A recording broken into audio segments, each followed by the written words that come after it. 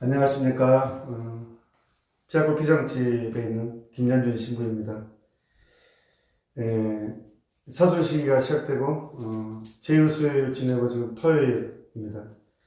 오늘은 특별히 공지된 대로 하느님 자비심 기도에 대해서 5단 기도에 대해서 하느님 자비심 기도가 얼마나 중요한지 또 바치는 방법까지 오늘 안내해 드리도록 하겠습니다. 제가 성서를 가지고 왔는데 성서의 내용 하나 읽도록 하겠습니다. 사람이 살면서 가장 중요한 게 무엇이겠습니까? 예수님께서 이런 말씀하십니다. 루카복음 9장 25절입니다. 사람이 온 세상을 얻고도 자기 자신을 잃거나 해치면 무슨 소용이 있느냐? 사람이 온 세상을 얻고도 자기 영혼을 구하지 못하면 무슨 소용이 있겠습니까? 우리 삶에서 가장 중요한 선언 아니겠습니까? 가톨릭 교회 교리의 첫 번째 질문이 그거죠. 사람은 무엇을 위하여 태어났느냐 할 때 사람은 하느님을 알아 영원한 생명을 얻어 영원한 행복을 누리기 위해서 태어났다. 이것이 인생의 목적입니다. 우리가 탄생한 목적입니다. 5자로 줄이면 영원한 생명, 2자로 줄이면 구원, 다른 말로 천국. 이것이 우리 인생의 목적입니다. 구원받는 것입니다. 그래서 이 하느님 자비 5단 기도는 예수님께서 우리가 구원받게 해주는 가장 효과적인 기도로 성령 파수전을 통해서 제시해 준 것입니다. 그렇기 때문에 우리한테는 가장 중요한 메시지가 되죠. 제가 이 파수나 수녀님의 자비 5단 기도, 또 자비님 상봉에 대한 체험한 사건이 있습니다. 물론 이 자비의 일기는 신학교 가기 전에 접했었죠. 그리고 그때 참 많이 감동을 받았습니다. 이제 사제서폰을 받고 첫 보좌신부 때 일이에요. 발령난 지 한 6개월 정도 됐나요?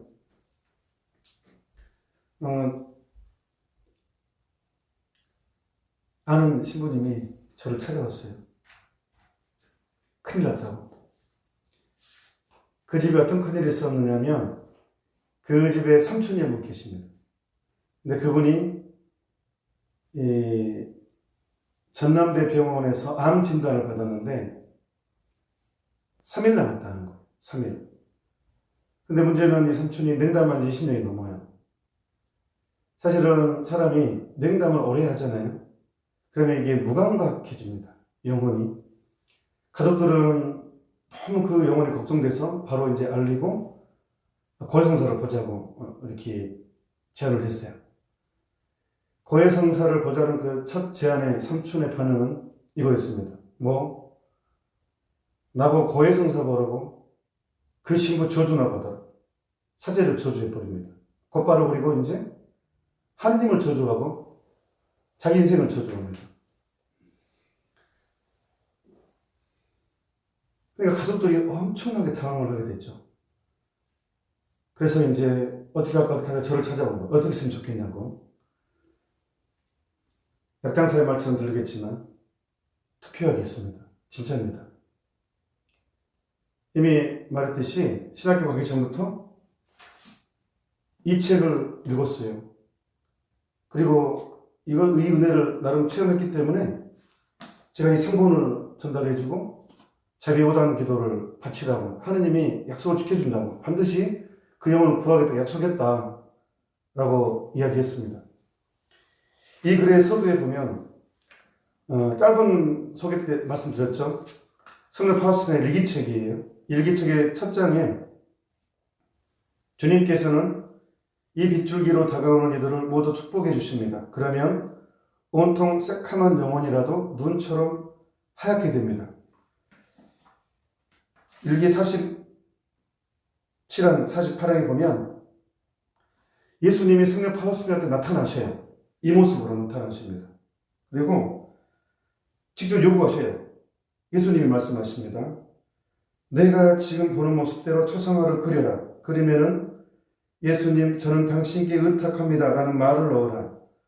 나는 이 초상화가 처음에는 너희 경당에서 공경받고 나중에는 전 세계에서 공경받기를 원한다. 48장 보면 놀라운 약속, 더 놀라운 약속. 이 초상화를 공경하는 영혼들은 절대로 멸망하지 않을 것이라는 것을 나는 약속한다. 그리고 또한 벌써 지금 이 땅에서, 그리고 특히 죽음의 시간에 원수들과 싸워, 여기서 원수들이라는 것은 악마들이죠. 그러니까 우리가 죽을 때 악마의 유혹이 극심합니다. 영혼을 낚아챌 수 있는 마지막 기회이기 때문에 이 인간에게 주어진 이 유혹이 가장 극심할 때가 임종할 때라고 합니다. 그래서 예수님이 이것을 지목하십니다. 특히 죽음의 시간에 원수들과 싸워 승리하게 되리라고 나는 약속한다. 내가 친히 나의 명예를 걸고 나의 영광을 걸고 이 약속을 지킬 것이다. 아니, 이 말보다 더 확실한 보증이 어디 있겠어요? 그래서 저는 그 신부님에게 이 상본을 전달하고 자비오단 기도를 바치라고 조언을 했습니다. 이것을 그대로 받아들였습니다. 그리고 3일 동안 가족들이 자비오단 기도하고 묵주 기도를 계속 3일 동안 돌아가면서 했습니다. 그리고 의사가 죽은다고 하는 그 3일째 되는 날 삼촌이 입을 열었습니다. 그 첫 마디가 이거였습니다. 나 고해성사 보고 싶습니다. 제가 갔습니다. 제가 그 전남대 병원에 가서 삼촌을 만났습니다. 제가 삼촌에게 삼촌 고해성사 보십시다 라고 하니까 그 삼촌이 저한테 그랬어요. 신부님, 총고백하고 싶습니다. 총고회하고 싶습니다. 여러분, 총고회가 뭔지 아십니까? 일생에 한두 번 할 수 있어요. 내가 특별한 은총을 얻기 위해서, 내가 특별한 은혜를 얻기 위해서 뭐 수도에 입회한다던가 신학교 간다던가 아니면 뭐 전쟁터에 나간다던가. 저 같은 경우는 군대 입대할 때 저는 왠지 죽을 것 같더라고요. 그래서 사실은 죽음을 준비하는 마음에서 입대 전에 총고회를 했거든요. 그러니까 총고회라는 것은 내가 고해 성사를 했지만 하느님이 사랑이 의심스러워서가 아니라 용서가 의심스러워서가 아니라 정말 하느님의 더 큰 은총을 얻기 위해서 또 내 자신을 더 큰 겸손으로 나를 만들어내기 위해서 하느님의 더 큰 자비를 청하기 위해서 그냥 내가 어릴 때부터 기억나는 모든 죄를 다시 다 고백하는 거예요. 내가 어릴 때부터 기억나는 모든 죄를. 이게 총고백입니다. 삼촌이 저한테 신부님 총고백하고 싶습니다. 그래서 형제님은 이제 조용한 링게를 들고 조용한 곳으로 갔습니다. 병원에서 조용한 복도로 이렇게 찾아서. 그래서 이제 신부된 지 얼마 안 됐잖아요. 총고회를 하는데 3, 40분 동안 냉담한 20년 된 사람이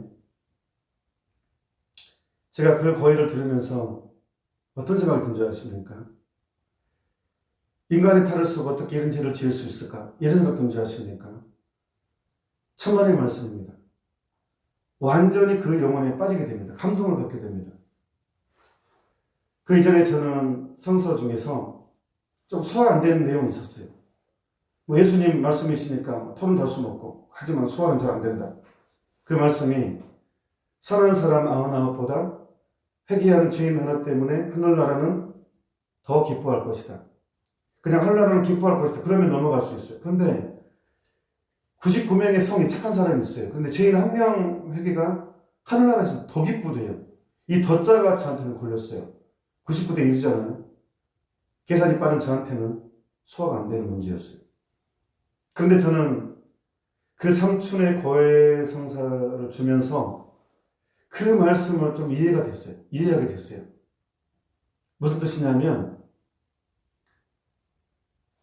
하느님의 강력한 구원 의지였어요. 얼마나 주님은 얼마나 인간 영혼의 구원을 얼마나 간절히 원하시는가. 회개 이전에 그 영혼은 영원한 생명을 잃어버리는 영원한 지옥에 갈 사람이잖아요. 하느님을 거절한 형태니까 지옥은 내가 선택하는 것입니다. 하느님이 보내는 것이 아닙니다. 내가 선택합니다. 회개를 거절함으로써 영원한 벌에서 영원한 은총으로 넘어가는 그 과정은 하느님이 얼마나 기쁘겠습니까? 여러분, 영혼이 뭡니까? 알파와 오메가 그러면 감이 잘 안 옵니다. 가로 세로 1km의 바위덩어리가 있어요. 가로 1km, 세로 1km의 바위덩어리가 있습니다. 그 바위덩어리에 새가 천년에 한 번 내려앉아서 그 바위가 다 닳아져도 영혼은 아니죠. 가로 1km, 세로 1km의 바위덩어리에 새가 천년에 한 번 내려앉아서 그 바위가 다 닳아져도 영혼은 아니라니까요. 삼위일체이신 하느님께서 예수님을 통해서 우리에게 약속하신 것은 하느님이신 예수님께서 우리에게 영원한 생명을 약속했어요. 그 상추는 저의 총고의 안에서 영원한 생명을 맛보는 것을 저는 경험했어요. 그래서 그때 느꼈습니다. 얼마나 인간의 구원을 간절히 원하시는가. 선한 사람 99보다 회개하는 주인 하나 때문에 하늘나라는 더 기뻐할 것이다. 저는 그 삼촌의 거해 선사를 다 듣고 나서 이제 사제기를 해줍니다. 자, 사제들에게는 임종을 앞둔 사람에게는 전대사를 주는 권한이 있습니다. 대신 조건이 임종을 앞둔 사람이어야 돼. 통회하고 회개를 이제 거해사를 본 영혼에게. 전대사가 뭡니까? 초주교 신자들이 정말 많이 헷갈려하는 게 있어요. 죄와 벌을 같은 개념 생각하는 경우가 되게 많더라고요. 죄와 벌은 다른 개념입니다. 여러분들이 십계명을 어기고 죄를 지었죠. 십계명을 어겼어요. 거짓사를 봅니다. 거짓사를 보면 죄는 용서됩니다. 하지만 벌은 남습니다. 이 벌을 없애주는 것을 대사라 그러고 전부 없애주는 것을 전대사라 그래요. 자, 제가 여러분 한 사람에게 돈을 빌렸다 합시다. 이왕 빌린 것 크게 빌립시다. 한 1억을 빌렸다 합시다. 아니, 10억을 빌렸다 합시다. 10억을 빌렸어. 근데 내가 안 갚았어요. 근데 그 사람이 나를 돈을 다 빌려준 덕분에 경제적으로 완전히 궁핍해졌고 곤란해졌고 많이 힘들어졌고 화가 막 냈어요. 돈을 안 갚았으니까. 전 미안하잖아요. 죄책감을 느꼈어요. 그래서 거짓말을 봤어. 내가 어떤 자매님 누구누구에게 돈을 빌려서 큰 돈을 빌렸고 못 갚았습니다. 그리고 그 사람이 나 때문에 큰 고통을 당하고 있고 어려움에 지금 처해 있습니다. 저를 용서해 주십시오. 내 죄를 용서했으니까 용서받았죠. 그럼 거짓을 나왔습니다. 그러면 죄를 용서받았으니까 돈 안 갚아도 됩니까? 아니죠. 갚아야죠. 죄를 용서받는 것 벌은 그 대가는 다른 차원입니다. 죄의 용서 벌은 다른 개념이에요. 그 벌을 없애는 것이 연옥이죠. 그래서 연옥의 개념이 있는 거예요. 죄와 벌은 다른 개념이에요. 그런데 제가 말했잖아요. 대사 중에 전대사는 그 벌까지 전부 없애주면 전대사라고. 임종을 앞둔 사람은 통행하고 거짓사를 보자면 전대사를 줄 수가 있어요. 신부는, 사제는. 그러니까 이 기도문이 이렇습니다. 나는 경성으로부터 임받은 권한으로 성부와 성자와 성령의 이름으로 당신의 모든 죄와 벌을 사하나이다. 보통 사제기는 성부와 성자와 성령의 이름으로 당신의 모든 죄를 사하나이다. 죄를 사하나이다. 이 기도문이에요. 하지만 전대사의 기도문은 달라요. 성부와 성자와 성령의 이름으로 당신의 모든 죄와 벌을 사하나이다. 이게 전대사 기도문이에요. 임종을 앞둔 사람에게 사제는 전대사를 줄 수 있습니다. 그러니까 여러분들은 저를 무시하시면 안 되겠습니다. 그래서 그 삼촌에게 전대사를 드렸습니다. 그리고 그 삼촌은 이제 정상적으로 20몇 년 만에 정식으로 성취를 보셨습니다. 그리고 일주일이 지났습니다. 의사가 죽는다고 선언했던 3일이 지나고 일주일이 지났습니다. 제가 우연히 일주일째 되는 날, 그 전남대병원 근처에 어떤 사람의 약속이 있어서 갔는데 너무 일찍 가는 바람에 시간이 좀 많이 남았었어요. 그래서 그 신부님에게, 조카 신부님에게 같이 있었거든요. 삼촌한테 한번 가보자고. 그래가지고 병실에 들어갔습니다. 병실에 들어갔을 때 바로 임종을 하고 계셨습니다. 막 뛰어가서, 우리 불렀기 때문에 뛰어가서 삼촌 머리맡에 안수를 해드렸습니다. 5분 넘게. 그 삼촌의 마지막은 2명의 사제가 달려들어서 안수하는 거였습니다. 드러나 보셨습니까? 일주일 전까지 사제를 저주하고 자기 인생을 저주하고 하느님을 저주했던 영혼이 일주일 후에 3일 후에 총고회를 받고 전대사를 받았고 성체를 모시고 마지막 임종 때는 2명의 사제가 옆에 있어서 안수해줬다는 것. 이것은 제가 누구한테 들은 내용이 아니고 제가 직접 경험한 사건입니다. 그래서 저는 이 자비 5단 기도가 얼마나 강력하고 엄청난 은총인지를 체험했습니다. 제가 부끄러운 것은 이런 엄청난 것을 체험하고 나서도 저 세대된 지 20년 됐거든요. 지금 올해가 20년째입니다. 그런데 이런 엄청난 것을 체험하고도 강력하니 이 자비의 진심을 전파하지 못한 것, 이것이 저한테는 가장 부끄럽고 죄송하고 아픈 내용입니다. 내 마침 이번에 이 라이브 강의를 통해서 여러분들에게 이런 얘기를 할 수 있어서 정말 저는 감사합니다. 자비 5단계의 핵심은요, 예수님께서 나는 영혼들을 구하고 싶어서 미치겠다. 나는 영혼들을 구하고 싶어서 미치겠다. 그 영혼들을 나에게 제발 데려와 다오. 이것입니다.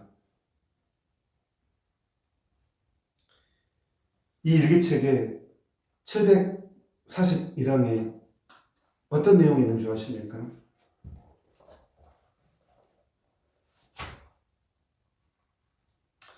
여러분 놀라지 마십시오. 제가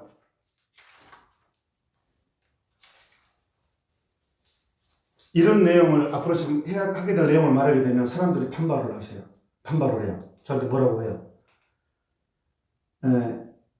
이제 지금 수녀님이 747항에 보면 741항에 보면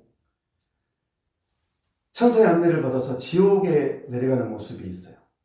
그래서 제가 지옥 얘기를 하잖아요. 사람들은 그렇게 얘기를 해요. 아니 왜 하느님은, 예수님은 지옥 얘기를 해서 하느님을 무서운 분으로 부각시키냐고. 하느님은 사랑이신데 왜 자꾸 하느님을 무섭게 부각시키냐고 그렇게 말해버립니다. 아닙니다. 제가 하느님을 무서운 분으로 부각시키자는 게 아닙니다.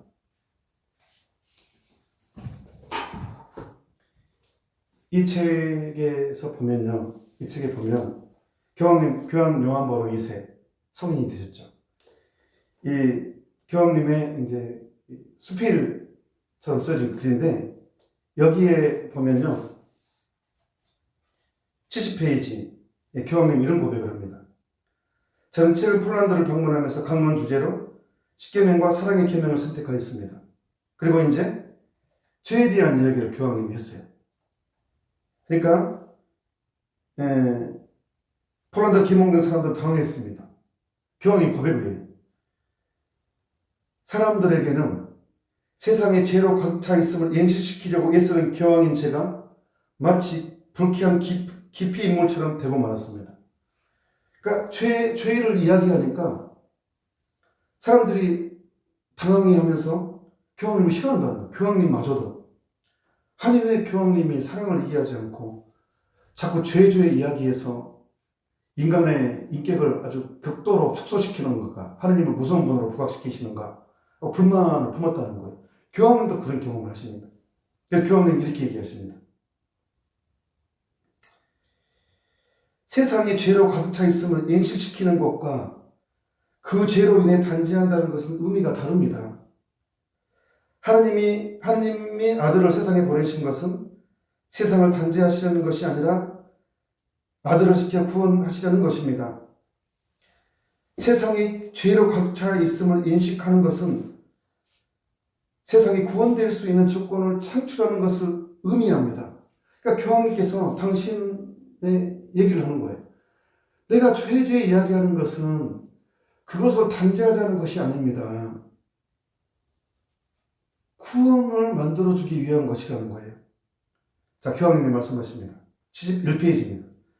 물려받은 죄를 포함하여 원죄를 말합니다. 우리 자신의 죄를 인식하는 일은 구원의 첫째 조건입니다. 구원의 첫째 조건은 물려받은 죄를 포함해서 내 죄를 인식하는 거라는 거예요. 두 번째 조건은 하나님 앞에 이 죄를 고백하는 것입니다. 구원이라는 것은 죄에서의 구원을 의미합니다. 그래서 제가 파우스타 수련의 일기 741항을 얘기하는 것은 하나님을 무서운 분으로 부각시키자는 게 아닙니다. 여러분들이 절대로 지옥에 안 가게끔 도와주는 것입니다. 읽어보겠습니다. 오늘 나는 천사의 인도를 받아 지옥의 구렁 속으로 갔다. 지옥은 지독한 검은의 소굴인데 아주 어마어마하게 크고도 넓다. 그곳에서 나는 이런 종류의 고문들을 보았다. 지옥의 첫 번째 고문은 하느님을 잃는 것이다. 하느님의 상실이라는 거예요. 근데 사실 가장 큰 고통인데 우리는 하느님의 상실이 얼마나 큰지 몰라요. 믿음이 약한 상태이기 때문에. 왜? 월급 나오고 연금 들어있고 보험 들어있기 때문에 심리적으로 하느님이 없어도 살아가는 데 지장을 못 느끼는 그걸 있거든요. 그러니까 지옥의 첫 번째 고문이 하느님의 상실이라는 걸 잘 못 느낍니다. 하지만 연합 영혼들이 이구동성으로 하나같이 얘기합니다. 가장 큰 고통이 뭐냐? 하느님을 바라보면서 누리지 못하는 것이 이 세상 어떤 고통보다도 큰 고통이라고. 아무튼 수녀님이 지옥에 내려가서 본 지옥의 첫 번째 고문은 하느님을 잃는 것이고, 두 번째는 영원한 양심의 가치, 세 번째는 각자 지금의 상태가 영구히 지속된다는 것이다. 한번 지옥에 떨어지면 영원한 지옥이라는 거예요. 사람들이 정말 너무 어설프게 얘기합니다.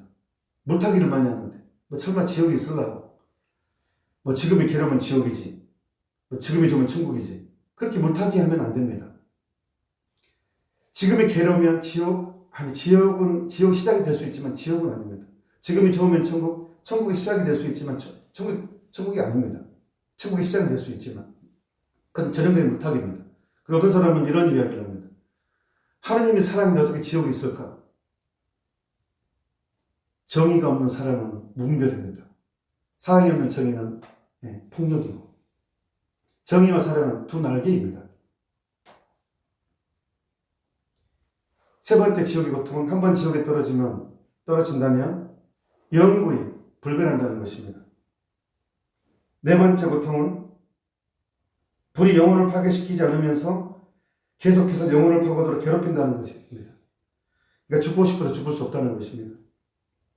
다섯 번째는 캄캄한 어두움과 숨이 막히는 끔찍한 냄새가 지속된다는 것이다. 캄캄함에도 불구하고 마귀들과 저주받은 영혼들은 서로를 볼 수 있고 서로를 통해 남들의 악함과 자신의 악함을 볼 수 있다. 여섯 번째 고문은 항상 사탄과 함께 있는 것이다. 일곱 번째 고문은 처절한 절망, 하느님의 증오, 비열한 말들, 저주와 신성모독이다. 이러한 고통들은 저주받은 모든 이들이 함께 당하는 고문들이다. 그런데 이건 함께 당하는 고통이고, 죄인들은 각자 또다시 자기가 지은 죄의 양상에 따라서 또 다른 고통이 있다는 거예요. 즉, 혀로, 이 혓바닥으로 죄를 많이 지은 사람은 혀에 따른 고통이 또다시 있고, 눈으로 죄를 많이 지은 사람은 눈에 따른 고통이 따로 있고, 손으로 죄를 많이 지은 사람은 손에 따른 또 다른 고통이 있다는 거예요. 나는 이런 그분들의 광경을 보는 것만으로 죽고 말았을 것이다. 죄인은 자기가 죄를 지을 때에 사용한 감각들로 영원히 고통을 받게 된다는 것을 알아야 한다. 나는 하느님께서 명하셨기 때문에 이것을 기록하고 있다. 그래서 그 어떤 영혼도 지옥이 없다거나 아무도 지옥에 가본 적이 없다거나 또는 지옥이 어떻게 생겼는지 알 수 없다고 말하지 못하게 하려는 것이다.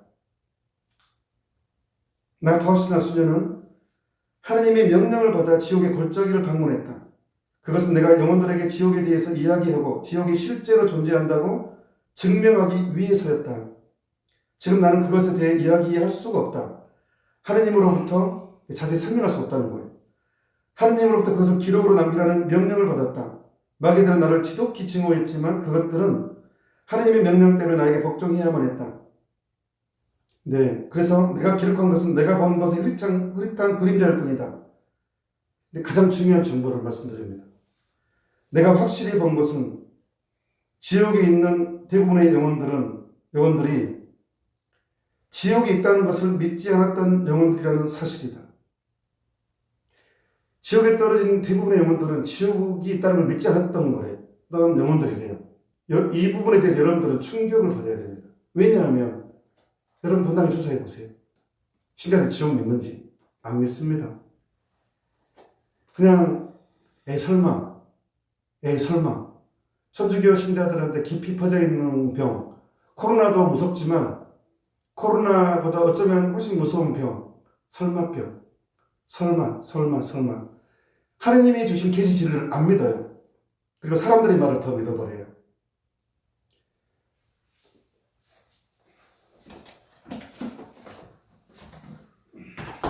어떤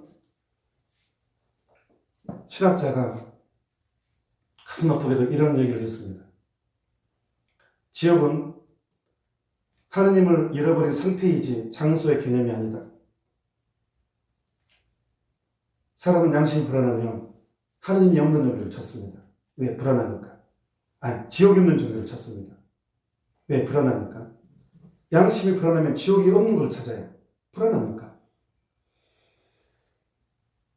신학자 입에서 지옥은 장소가 아니다. 하느님을 잃어버린 상태이지 장소가 아니다. 그러니까 심리적으로 장소가 아니라고 하니까 우리는 오감을 통해서 사물의 인식을 하죠. 근데 장소가 아니라고 하니까 하느님을 잃어버린 상태라고 하니까 바로 지옥이 없는 것을 받아들여 버려요. 왜? 불안하니까. 그리고 핑계거리가 생겼잖아요. 우리는 어떤 죄를 지을 때 양들은 목자를 닮기 마련, 사제의 말과 행동으로 자신의 행동을 합리화하는 습성이 있거든요. 그래서 시편에 양들은 목자를 닮기 마련, 사제의 언행으로 자신의 행동을 합리화해요. 왜? 핑계거리를 댈 수 있거든요. 나 죽었을 때 당신이 뽑아 세운 사제의 말을 들었을 뿐이다. 나는 내 책임이 없다. 왜 그런 사제를 나한테 보냈느냐. 이런 핑계거리가 되거든요. 천만의 말씀입니다. 내가 원하는 것뿐입니다. 내가 그걸 원했습니다. 우리 이성이 있기 때문에. 예수님께서 그렇게 인자하시고 자비로우신 분께서 유독 한 부류에 대해서만큼은 정말 무섭게 얘기하셨어요. 누굽니까? 바리사이파 율법학자들입니다. 2000년 전에 바리사이파와 율법학자들이 지금으로 다시 소환한다면 누구를 의미하겠습니까? 종교 지도자들을 얘기하는 게 아니겠습니까? 예수님께서 바리사이파 사람들, 율법학자들 그렇게 무섭게 얘기하는 것은 핵심 딱 하나입니다. 너희들도 못 들어가면서 들어가려는 사람마저 막아버렸다. 그래서 아우구스티노 성인은 이런 얘기를 합니다. 사제는 절대 혼자 안 간다. 수천 명을 데리고 간다. 즉 미안한 얘기입니다. 저도 사제이지만 지옥을 가더라도 수천 명을 데려가고 천국을 가더라도 수천 명을 데려갑니다. 왜? 신자들은 사제의 말과 행동으로 자신의 행동을 합리화하거든요. 자, 그럼 팩트체크를 한번 해봅시다. 지옥은 하느님을 잃어버린 상태이지 장소 개념이 아니다. 그 말이 맞습니까? 가톨릭 교회 교리서입니다. 이 책은요, 2000년 가톨릭 역사의 가장 중요한 그 교리를 집대성한 것입니다. 교황청에서 나왔습니다. 서문에 보면요, 이 책은 1985년도에 세계 주교 대의원회에서 이 얘기가 나왔습니다. 그동안의 모든 가톨릭 교리를 집대성하자, 정리를 하자. 그래서 이때 이 책의 편찬 작업을 누가 맡았느냐? 신앙교류성 장관인 라틴교 주기영, 교황 베네딕토 16세죠. 주기영이실 때 이것을 시작했고 수년간에 걸쳐서 1993년에 완성했고 이걸 다시 라틴어판으로 다시 재정비해서 1997년 이 책의 편찬을 시작한 지 11년 만에 최종본으로 이렇게 나왔습니다. 이게 2000년 가톨릭 교회의 역사를 성서의 종합이죠. 교리라는 것은 집대성한 것입니다. 교부들의 신앙과 성서의 진정한 해석자는 성인들이죠. 성령의 영감을 받은 사람들의 증언이죠.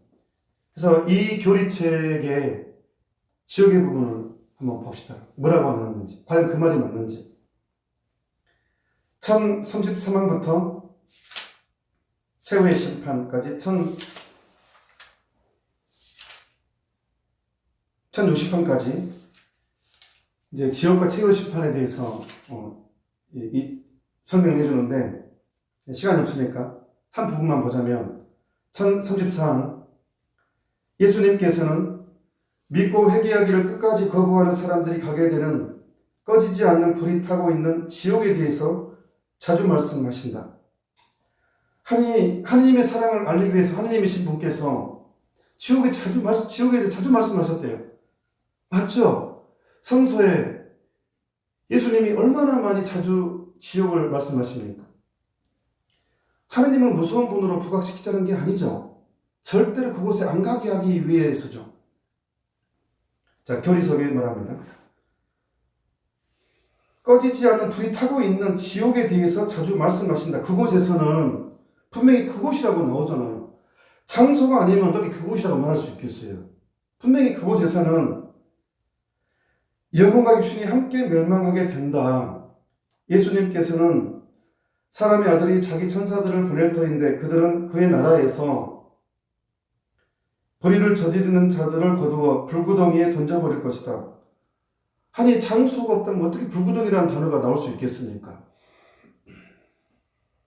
마태복음 13장 41절에서 42절입니다. 불구덩이에 던져버릴 것이다 하고 엄숙히 선언하시며 저주받은 자들아 나에게서 떠나 영원한 불 속으로 들어가라. 마태복음 25장 41절 하고 단죄하실 것이다.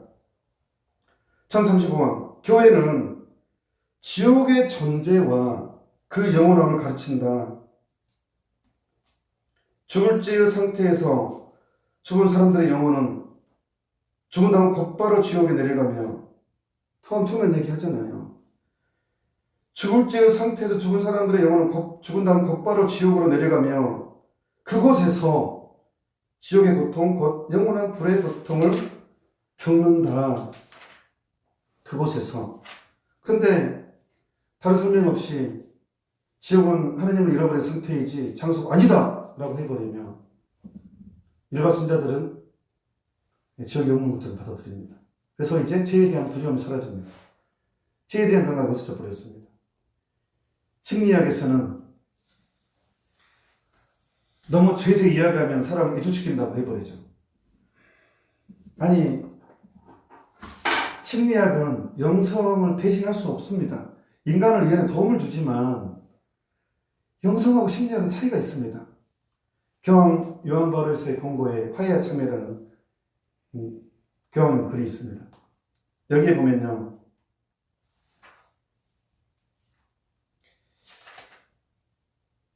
이 교리교육에 대한 지침, 참회에 대한 교리교육을 얼마나 자세히 해야 되는가에 대한 내용이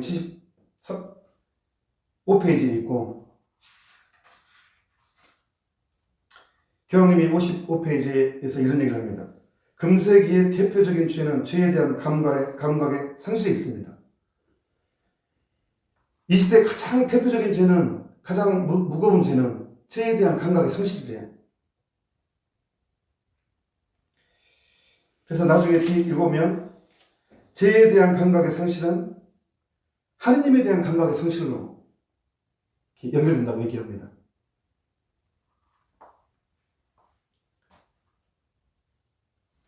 지금은 죄를 지어놓고도 죄가 아니라 버티는 세상이 되어버렸습니다. 저는 사제로서 여러분들에게 이 밴드방을 개설해서 하는 것도 여러분 영적인 선익을 위해서입니다. 사람이 온 세상을 얻고도 자기 영혼을 구할 수 없다면 무슨 소용이 있겠습니까? 아무런 의미가 없습니다. 시편에 눈물로 씨 뿌리는 사람들 기쁨으로 곡식 땅을 거둘 것이라고 얘기했습니다. 첫째가 꼴찌가 되고 꼴찌가 첫째가 된다고 했습니다. 분명히 예수님께서는 가난한 사람들아 너희는 행복하다. 지금 오는 사람들아 너희는 행복하다. 이것은 신앙만이 이해할 수 있고 받아들일 수 있는 선언입니다.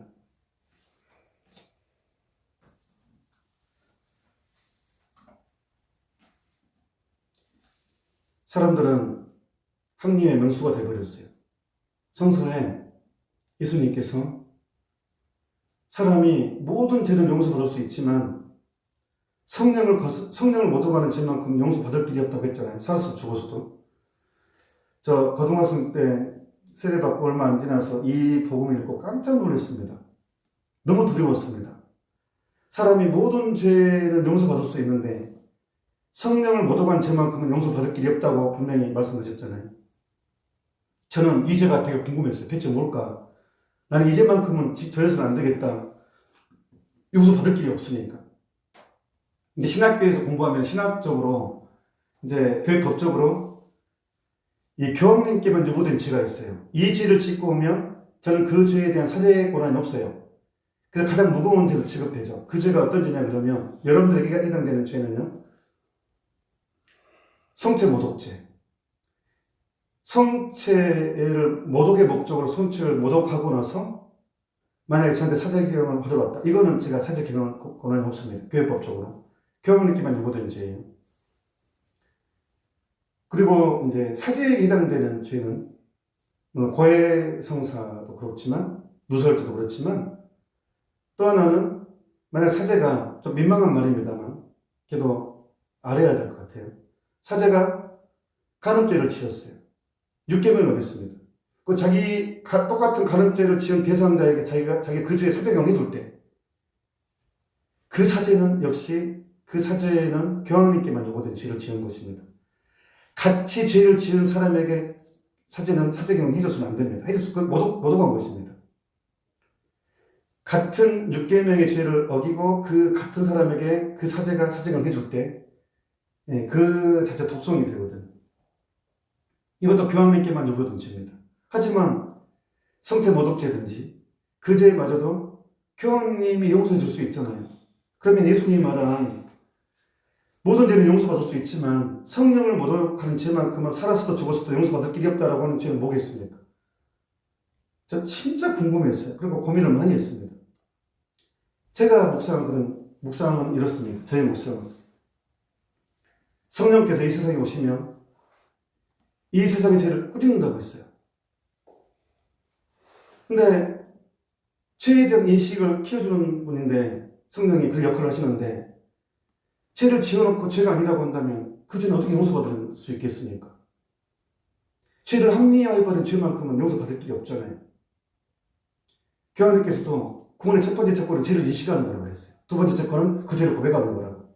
그런데 그 자체를 막아버리는 거잖아요. 이 죄만큼은 용서받을 길이 없다는 거예요.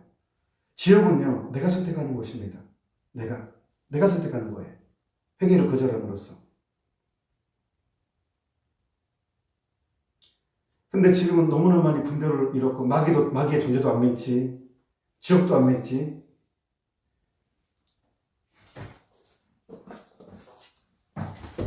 마귀 얘기 나오는 은사세신과 어둠의 세이라는 책이 있어요. 한국천주교 중앙협의회에서 나왔고 대인연 주교 특별 편찬위원 교황청에서 이렇게 편찬한 책입니다.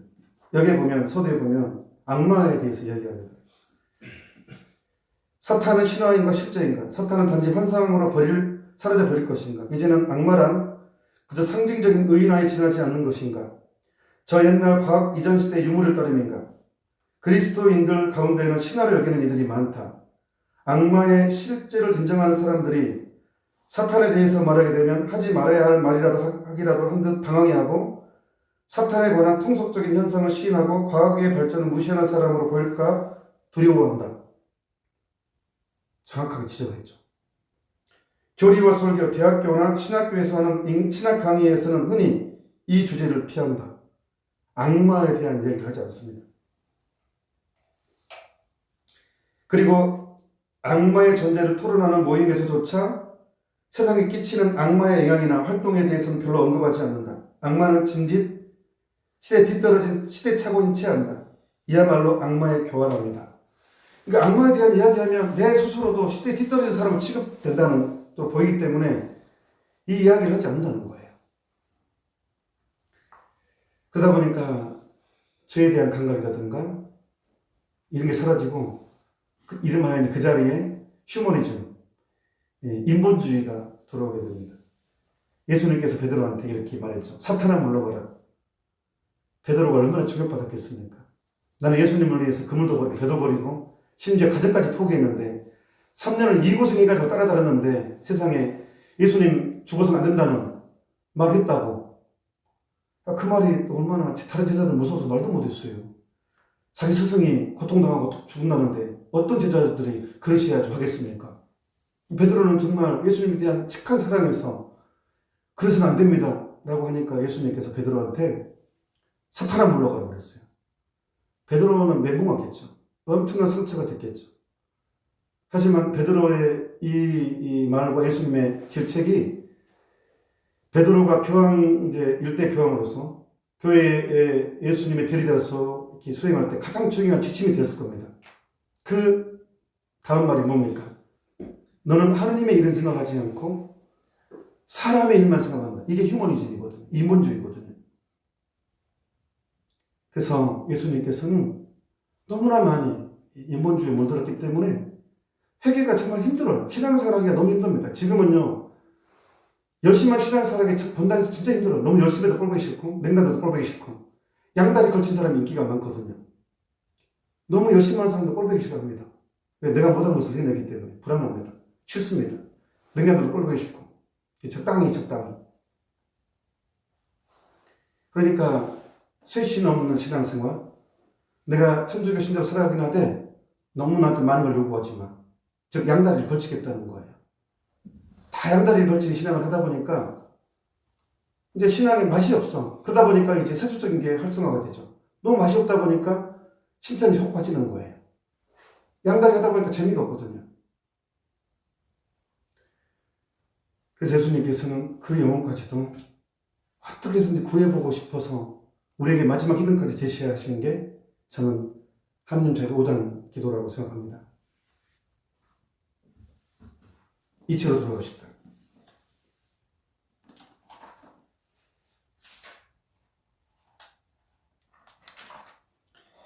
이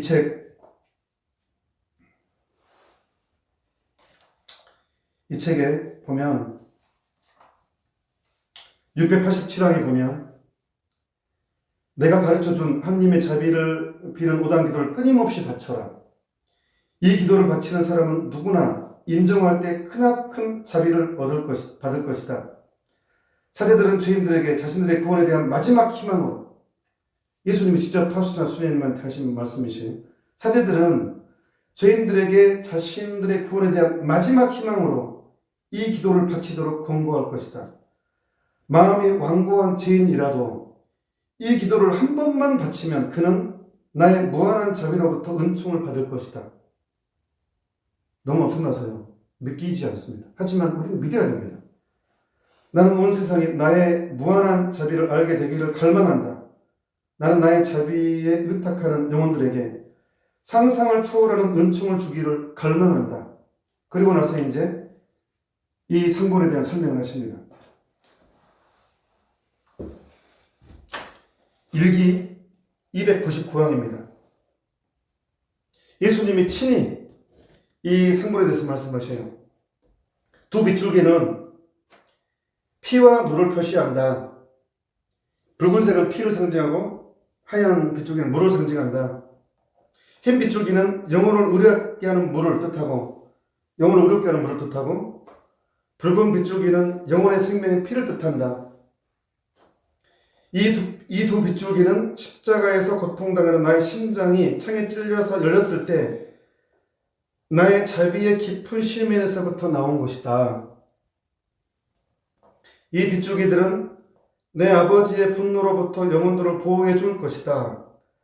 자신들의 피난처에서 살게 되는 사람은 행복하다. 왜냐하면 하나님의 정의의 손길이 그를 잡지 않으실 것이기 때문이다. 나는 부활 대축일 후 첫 주일이 자비의 축일이 되기를 원한다. 그 다음에 또 모든 죄와 벌이 용서받을 것이 또 예수님이 말씀하셔야 일기책에 뒤에 보면. 그래서 교황 요한 바오로스께서 교황직에 계실 때 그대로 받아들여서 하느님 자비주의를 선포합니다. 그리고 이날 전대사를 선포하십니다. 그러니까 제가 이 밴드에 가입된 여러분들에게 안내할 거예요. 부활 대축일 성금요일부터 9일 기도를 합니다. 이 책에도 그게 돼 있어요. 그러니까 여러분과 제가 성금요일부터 자비주일 딱 전날까지 해서 9일 기도를 함께 하게 될 거예요. 그때 라이브로 매일. 그리고 자비주일 전대사를 받는 거예요. 여러분 성당에서 가톨릭 교회가 공적으로 아예 전례 안에서 공적으로 전대사를 선언한 묘사는 이게 유일합니다. 공적으로 아예 전례 안에 넣어서. 근데 의외로 안타깝게도 이것조차도 모르는 사람이 너무 많아서 가슴이 아픕니다. 물론 저의 불찰입니다. 제가 20년 전에 그렇게 큰 체험을 하고도 이제서야 물론 개인적으로 하긴 했지만 저는 너무 소극적인 활동이었다고 반성을 합니다. 예수님께서 이렇게 말씀하십니다. 50방에 보면 나는 사제들이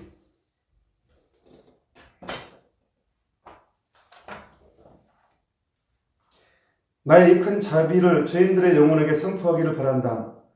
죄인들이 나에게 다가오기를 두려워하지 않게 해다오. 자비의 불길이 베풀어지기를 갈망하면서 나를 불태우고 있다. 나는 이 영혼들에게 자비를 쏟아주고 싶다. 그리고 불만을 또 호소하십니다. 나를 신뢰하지 않은 영혼들이 내 속을 갈기갈기 찢고 있다. 굉장히 인간적인 표현입니다. 얼마나 안타까우면 내 속을 갈기갈기 찢고 있다라고 표현하겠습니까? 선택된 영혼의 불신은 내게 더 큰 아픔을 안겨준다. 그들에 대한 나의 흘러넘치는 사랑에도 불구하고 그들은 나에게 의탁하지 않는다. 나의 죽음까지도 그들에게는 충분하지 않다. 은총을 낭비하는 자는 탄식하게 되리라. 여기서 밑에 글이 있죠. 예수님, 저는 당신께 의탁합니다. 이 의탁이라는 이 단어는 내 장점만을 의미하지 않습니다. 내 약점, 내 못난 모습, 무너짐, 내 약점을 다 포함하는 것입니다. 이것까지 다 온전히 맡길 때, 내 죄까지도 온전히 봉헌할 때 우리는 하나님 자비의 깊은 바다에 빠져들게 될 것입니다.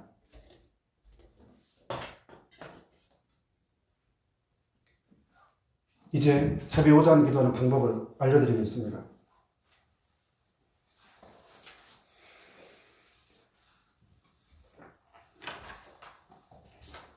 물론 제가 이 조그만 상본의 뒤에 이렇게 알려주고 있는데 이 부분은 제가 밴드에 올려놓겠습니다. 그런데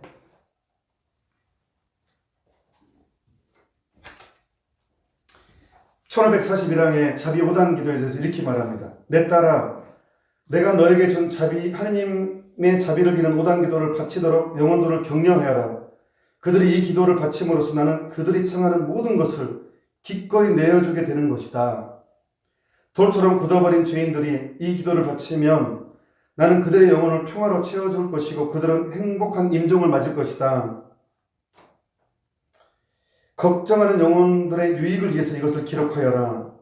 어느 영혼이 자신의 죄가 얼마나 끔찍한 것인가를 보고 깨달을 때, 그리고 자신의 비천함의 구렁텅이가 자신의 눈앞에 온전히 그 모습을 보일 때 그는 실망에 빠지지 말고 마치 어린아이가 그 사랑하는 어머니 품에 안기듯이 믿음을 갖고 나의 자비의 품속에 안겨야 한다.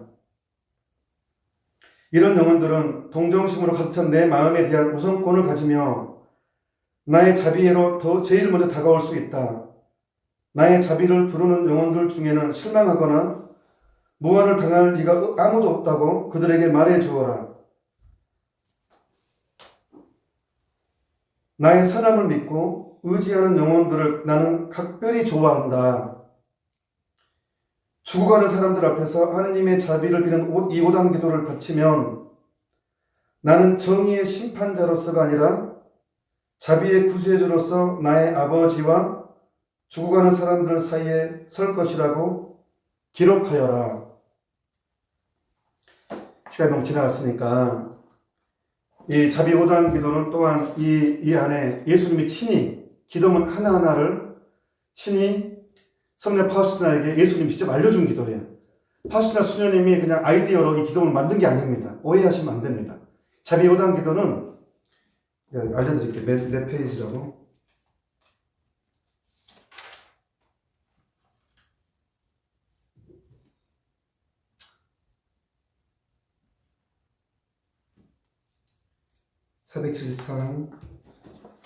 474항에 보면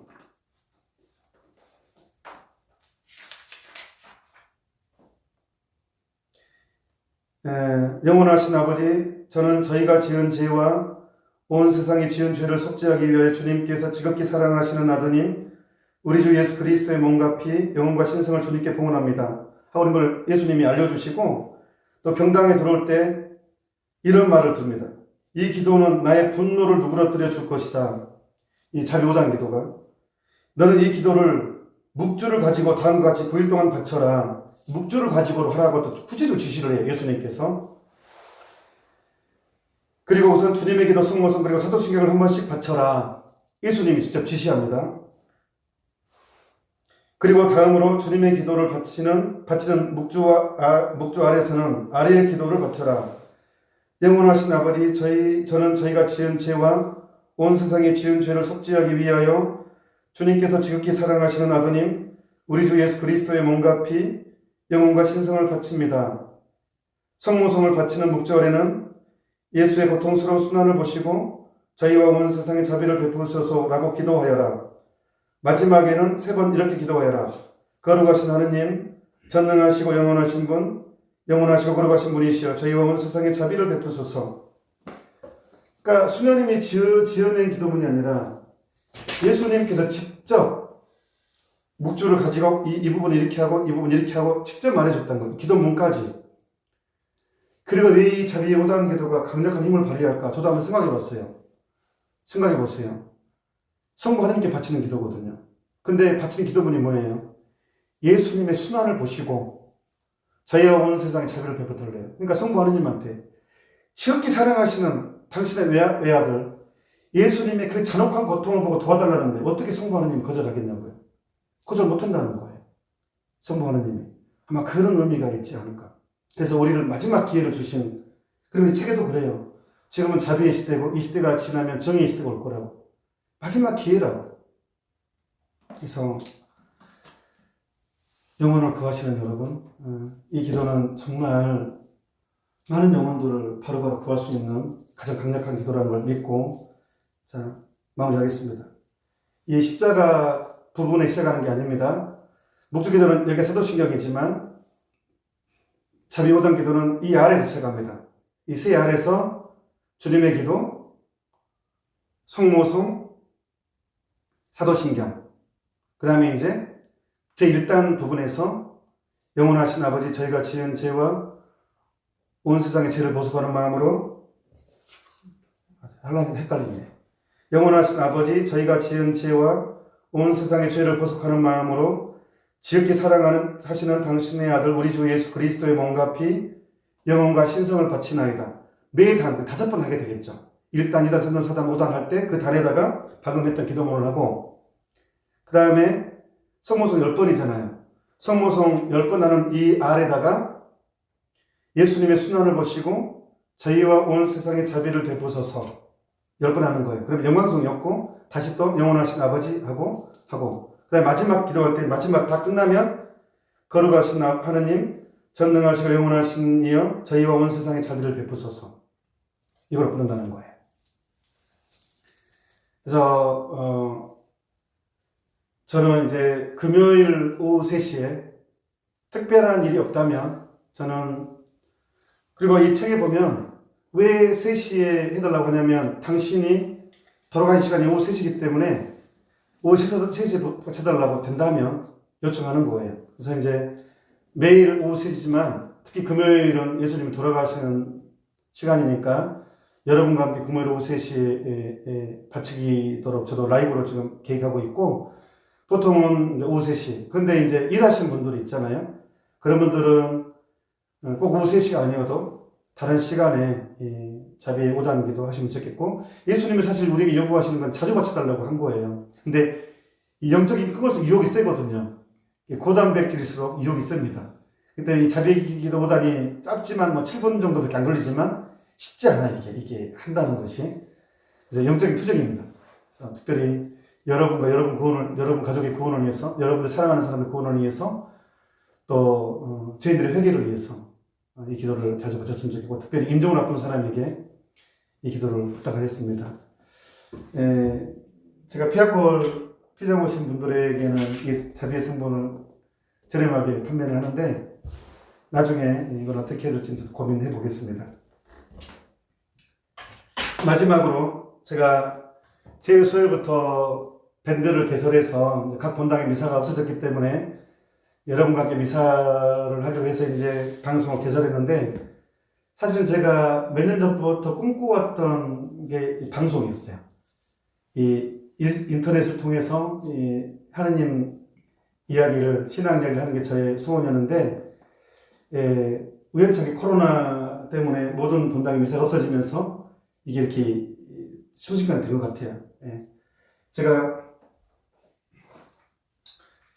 이 밴드, 오늘 이 강의는 유튜브로는 하진 않고 지금 밴드를 통해서만 방송하는데, 유튜브에는 제가 편집해서 올릴 것입니다. 그래서 오늘 이 밴드를 통해서 이 방송을 보신 분에게 선물을 드릴 거예요. 선물을. 어떤 선물이냐 그러면 세 종류예요. 세 종류. 먼저 방금 제가 했던 강의 내용 CD에 여러 개 강의도 있거든요. 이 CD와 그 다음에 내일 제가 묵주기도에 대한 강의를 할 거거든요. 그 묵주기도 책자와, 그 다음에 저희 피아골 피정집 정면에 생스토바 검은성모님이 이제 크게 있거든요. 이 성모님도 제가 때가 되면 자세하게 이 성화의 비밀에 대한 설명을 할 거예요. 그래서 이 세 종류를 소포로 보낼 거예요. 근데 제 경제적인 문제 때문에 다 보낼 수는 없고, 밴드의 공지사항에 피아골 피정집 이메일이 떴을 거예요. 거기에 그냥 밴드에 대한 이야기, 여러분들에게 이야기 그냥 한마디 하고, 여러분들 소포로 붙이려면 전화번호가 있어야 되더라고요.